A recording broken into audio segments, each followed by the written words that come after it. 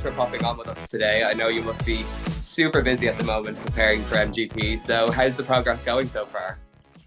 Well, and thank you for having me as well. It's quite an honor, to be honest. It's going great. So right now I have a little like a downtime, so I don't have that much I have to do. Since the first contestants are in the pool right now, that are going to perform on this Saturday. So yeah, so right now I don't have that much I have to do. So yeah, it's going quite well. I can relax for Perfect. a bit. Are you looking forward to this Saturday, seeing the first kind of batch of contestants come in?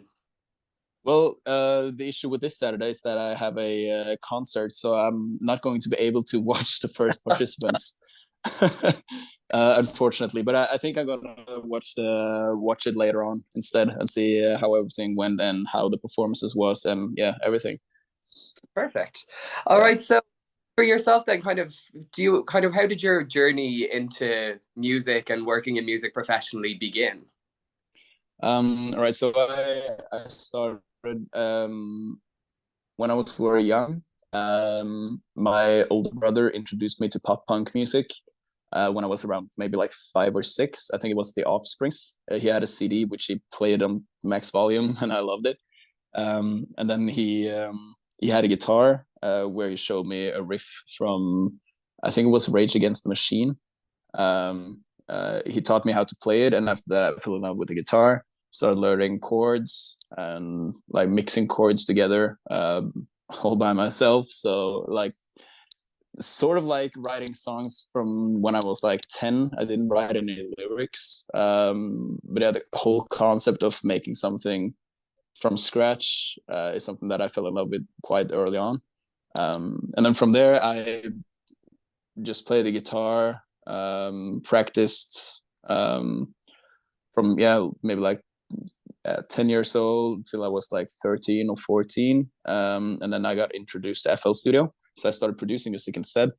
um, and then yeah, of course, fell in love with that as well, and then I went to study music at a school up in Trondheim in Norway for a year, which was mainly based on like producing music, but I also started singing quite a lot around that time, and figured out that yeah, I had quite good vocals. After that, I figured out that I wanted to get a degree within music, so I went to a school here in Oslo, where I took a bachelor's degree within songwriting and producing. Um, so I got that degree in the summer of 2021. Also got a record label August 2020 after I released my first song called Et Sted på Montebello. Doesn't matter that much, but it was my first song, and a record label noticed that song. We got third place on New Music Friday in Norway on that first song. So yeah, I got a record deal, and then just continued to make music after that. And yeah, now I'm here. Perfect. I think I must say your brother has very good music taste. I'm a big fan Yeah, of I bands that agree. you mentioned there. But so you mentioned that you went into college and did studied songwriting. How do you think studying something like songwriting changed your creative process in terms of making music? Kind of going from making music in your bedroom to having, a university to kind of build your songwriting around. Well, the thing that I learned the most from that school is like all the tools that I bring with me to writing sessions, to studio sessions, how to begin writing a song, how to pick out a theme, and how to like um, how the whole process is supposed to be. There's no rules, of course, but I set some rules for myself, which makes it easier for me to write and produce. So that's the main part that I'm really glad that I learned from that school. Perfect. So moving on then to kind of more to do with your entry into Melody Grand Prix. Obviously, Echo Mai is a song that, from what we've heard in the snippet, is entirely Norwegian. We haven't Yeah. seen a lot of Norwegian language representation at Eurovision. And how important do you think it is to have the Norwegian language represented in Eurovision? Well, I think it's quite important because, well, nowadays there's a lot of countries who chooses to use their own language in their songs in when if they get to Eurovision, and I quite like that because you get like the originality of where the song comes from, and I think that's quite important. It might be that if I'm so lucky that I get to come to Liverpool and perform at Eurovision. We're going to make an English version of Echo in the but that doesn't mean that we're going to perform that English version. So it totally depends on how the sound of the song is. Oh, sorry. So it totally depends on how the sound of the song is. So if it doesn't sound as good, like to the ear, in English as I think that it does in Norwegian, we're probably going to stick with Norwegian. I think very much so far, it definitely has been such an earworm in Norwegian. So it's I've Thank had you. that on repeat ever since it's come out. It's just totally my type of music. So I was so excited when I heard it. You obviously have a really good catalog of music. But what made you kind of gravitate towards Echo Enimai to be the song that you would send to Melody Grand Prix? Well, the case is that that was never actually a planned song for me to do. Um, Me and my team and my two best friends who I produce music with on a regular basis, we figured out around the summer this year, last year, sorry, 2022, that we wanted to send in demos to MGP. So we started producing some songs, but we figured out that we didn't have the time to finish them since we also had to produce singles and normal songs to release. So we figured that we just pause that project and then try again next year. So 2023 instead. But there is always like these songwriting camps in Norway every year for MGP, and I got some network and some people that I know who had made a song, which were like MGP wanted this song to participate in the competition, but they needed the right vocals for the song. So then I got contacted by a friend who recommended that I try recording vocals for this song.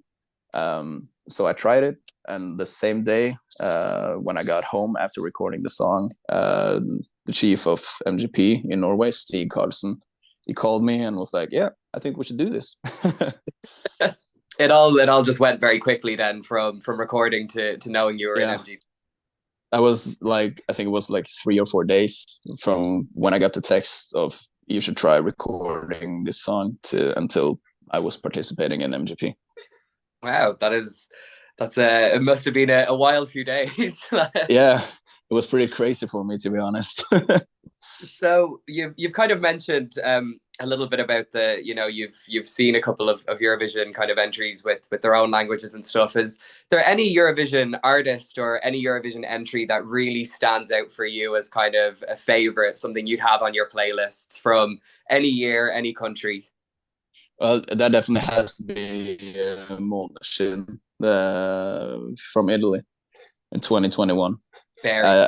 I love their performance, their energy, their everything, and they did their Secibone in their own language, and I just love the sound of it. I do not have any clue of what they're singing, but I just love that song so much. So I've been a huge fan of Måneskin ever since that song. I think you and all of us, we just absolutely fell in love with that band. They're Yeah, great band. But of so we course. Yeah. have seen a little bit on your Instagram. There was you showed a video of some rehearsal footage, and we kind of saw some dancers with some lights. Now I know you obviously can't say a lot, but do you have any clues for us regarding how Echo Enimai is going to be staged, or what we should expect from the song in MGP?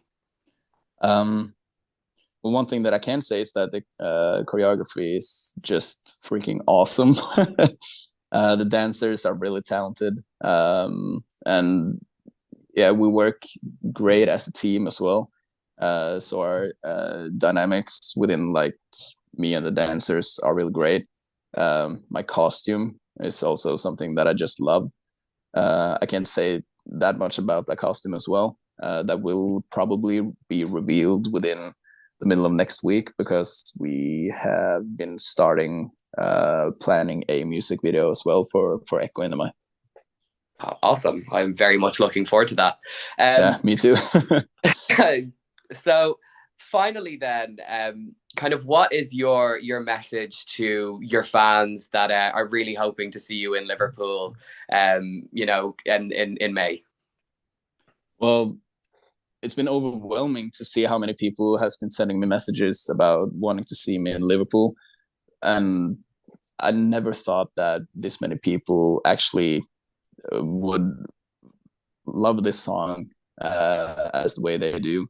So I would just, from the bottom of my heart, say thank you so much, and all my love out to all of you people who want to see me in Liverpool and love the song.